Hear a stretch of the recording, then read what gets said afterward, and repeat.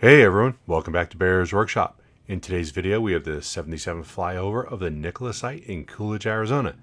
Today's expected high temperature is about 102. Temp when we flew was about 90 degrees. Time of the flight was about 7 a.m. And since I didn't do an update on the last video because I was on my Mexican vacation, this will be it. But before we get to that, someone had asked about the porta potties being knocked over. And no, it wasn't the spicy nachos. We had some severe monsoons come through last Friday and Saturday.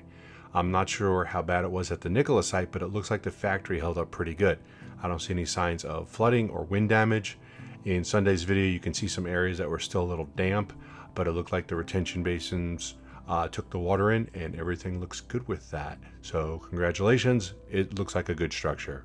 Yay. The storm caused more damage though with wind than with water. Here's some pictures from my yard. We lost 2 Palo Verde trees, and you can see that they are quite massive. One of them landed on my friend's car, which was already totaled from his teenage son. Thanks, Trevor. Anyone want to buy a 2015 Ford Fusion EV parts car? The battery is probably still good, but the car might be cursed, by the way.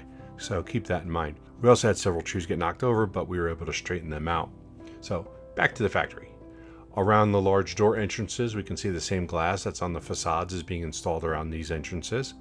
On the front facade, we can see some trim work being installed around the glass panels. I think these are going to look real nice when they're all complete. We sent out a teaser on the site yesterday about something cool coming up in the next week in regards to Nikola.